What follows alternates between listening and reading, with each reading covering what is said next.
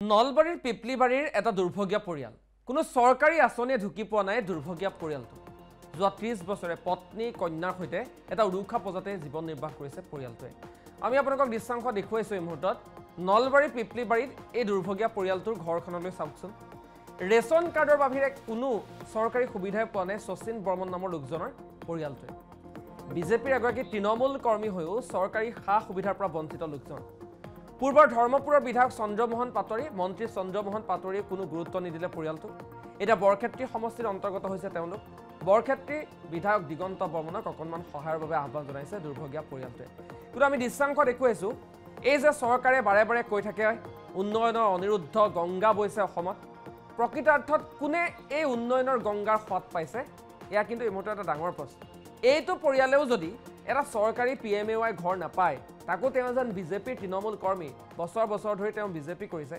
তাৰ পাছতো একাংশই কয় যে বৰ্তমান ৰাজ্যত উন্নয়নৰ চৰকাৰ উন্নয়ন বৰ্তমান চৌদিশে দেখিবলৈ পোৱা গৈছে এই ধৰণৰ প্ৰশ্নবোৰ কিন্তু প্ৰকৃততে এটা প্ৰশ্ন হৈ থিয় হয় সাধাৰণ খাতি খোৱা লোকসকলৰ মাজত নলবাৰী আমাৰ সতীৰ্থ চন্দন শৰ্মা এটা প্ৰতিবেদন আগবঢ়াইছে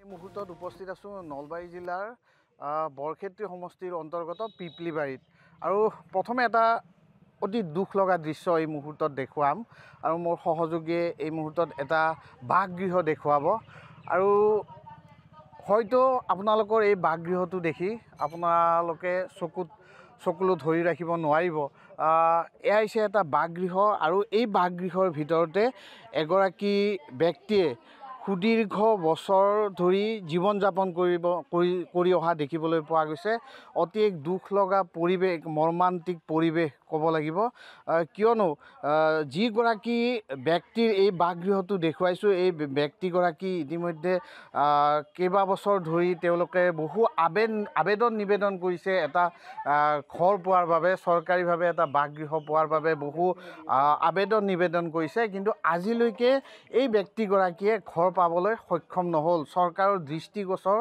নহ'ল মই কৈছোঁ যে মই পিপলিবাৰীৰ এই যি বাসগৃহৰ শচীন বৰ্মনৰ বাসগৃহত এই মুহূৰ্তত উপস্থিত আছোঁ আৰু পেছাত এগৰাকী মিস্ত্ৰী কাম কৰে এই শচীন বৰ্মনে সঁচাকৈ এক দুখ লগা পৰিৱেশ কেনেধৰণে জীৱন যাপন কৰিছে বৰ্তমান সময়ত দেখিবলৈ পোৱা গৈছে যি মুখ্যমন্ত্ৰী ডক্টৰ হিমন্ত বিশ্ব শৰ্মা নেতৃত্বাধীন যি মিত্ৰজোঁটৰ চৰকাৰখনে তেওঁলোকে বিভিন্ন সভা সমিতিত কোৱা হয় যে উন্নয়নৰ গংগা বোৱা বুলি কোৱা হয় কিন্তু উন্নয়নৰ প্ৰকৃততে গংগা বোৱাইছে এক ইয়াৰ যি নমুনা দেখুৱাম এই মুহূৰ্তত কি এক দুখ লগা পৰিৱেশ এয়াই নেকি অসম চৰকাৰৰ তেওঁলোকৰ উন্নয়ন এয়াই নেকি তেওঁলোকৰ উন্নয়ন এক প্ৰশ্ন উঠিছে ইতিমধ্যে স্থানীয় লোকৰ মাজত পোনে পোনে যিগৰাকী এই মুহূৰ্তত ব্যক্তি আছে শচীন বৰ্মন মই কৈছোঁৱে অতি দুখ লগা পৰিৱেশ বাসগৃহৰ দৃশ্য আমি দেখুৱাইছোঁ পোনে পোনে শচীন বৰ্মনৰ ওচৰলৈ আহিছোঁ আপুনি অকণমান থিয় দিলে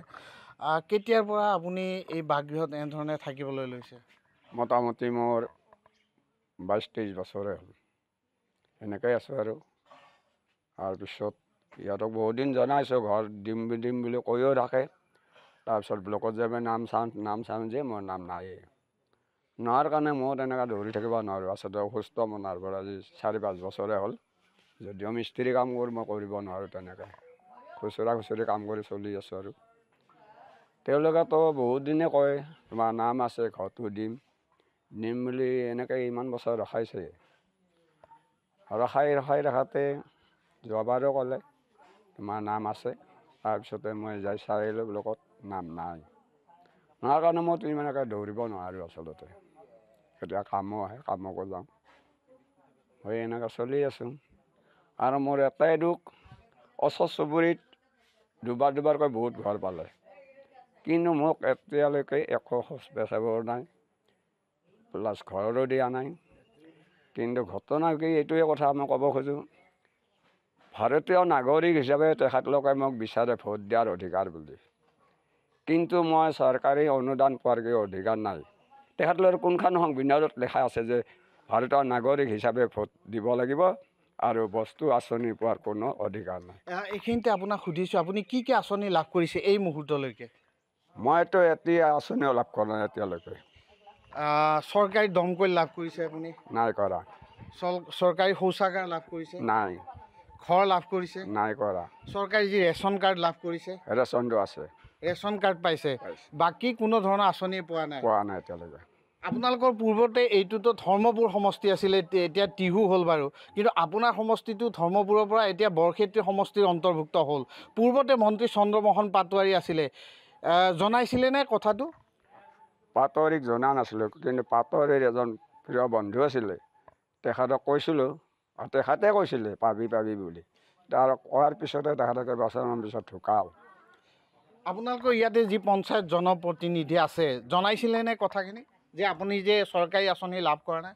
পঞ্চায়তত মই জনোৱা নাই, তেনেকৈ যোৱা নাই। মই সেইকাৰণে কৈছোঁ যে মই তেনেকৈ দৌৰি থাকিবলৈ বৰ টান পাওঁ। নিশ্চয় দেখিছে আপোনাৰ ঘৰটো? দেখিছে।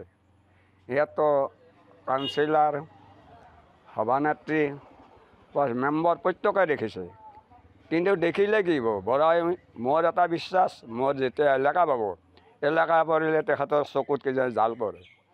মোৰ ঘৰটো ভঙা নে পকী নে কি, তেখেতলে জাল পৰিলে অন্ধ হৈ যায়, দেখা নাপায়। দেখা নোপোৱাৰ কাৰণে এনেকৈ চকু মুজি গৈ থাকে, আৰু বা কিমান বছৰ এনেকৈ চকু মুজি গৈ থাকিব তেখেতলোকে জানে। সেইটোৱে ভাবি মই ঈশ্বৰৰ বিশ্বাস ৰাখি এনেকৈ জীৱন যাপন কৰি আছোঁ। ৰাতি কেনেকৈ থাকে আপুনি? ৰাতি বিদ্যুৎ সেৱাটো নাই আপোনাৰ? বিদ্যুৎ সেৱা আছে মোৰ। বিদ্যুৎ সেৱা আছে। আপুনি এই মুকলি চাৰিওফালে মুকলি ঘৰটোতে থাকে অকলে? উপায় নাই, ক'ত যাব। কোন কোন আছে আপোনাৰ পৰিয়ালত? মই বৰ্তমান ইয়াত কোনো নাই, এনেই মাইকী এজনী আছে, ছোৱালী এজনী আছে, তেওঁ মাকতহে ঘৰতে থাকে। এয়া আছিলে শচীন বৰ্মন, আৰু শচীন বৰ্মনৰ বাসগৃহ আমি দেখুৱাইছোঁ। এগৰাকী স্থানীয় লোক আছে, স্থানীয় লোকৰ মন্তব্য ল'ম। আপোনালোকে দেখিছে শচীন বৰ্মন কেনেধৰণে জীৱন যাপন কৰি আছে, কি ক'ব স্থানীয় লোক হিচাপে? এতিয়া ক'ব লাগিলে আমি এটাই ক'ম, নিশ্চয় এইটো দুৰ্ভগীয়াই। শচীন বৰ্মন দুৰ্ভগীয়া বুলি ক'ব লাগিব, কাৰণ সি আজি 30 বছৰে এইটো ঘৰতে এনেকৈ থাকে। এই যি কিবা মিটিঙত কৈ আমাৰ হেমন্ত বিশ্ব দেৱে যে কিবা গংগা হৈছে, গংগাৰ যেন শচীন এটা জাজিহে মাজৰ, ঠিক এনেকৈ শুৱনি কৰিছে ঘৰটো নাপাই পেলাই। গংগা নৈ বেছি শুৱনি হৈছে, ঘৰটো পালে হয়তো সেই শুৱনিটো বিনষ্ট হ'লহেঁতেন। গতিকে মই ক'ব লাগে ঘৰ এটা পাব লাগে উপযুক্ত হৈ, এয়াই মোৰ বিশ্বাস। ধন্যবাদ জনাইছোঁ। এগৰাকী স্থানীয় লোক আচলতে দুখ প্ৰকাশ কৰিছে কি ধৰণে শচীন বৰ্মনে আছে, আৰু মোৰ সহযোগীয়ে দেখাব নিশা হ'লে এনেধৰণে ইয়াতে খোৱা বোৱাৰ ব্যৱস্থা কৰে, এনেধৰণে তেওঁ ৰন্ধা বঢ়া কৰে, আৰু পৰিৱেশটো ইতিমধ্যে সহযোগ।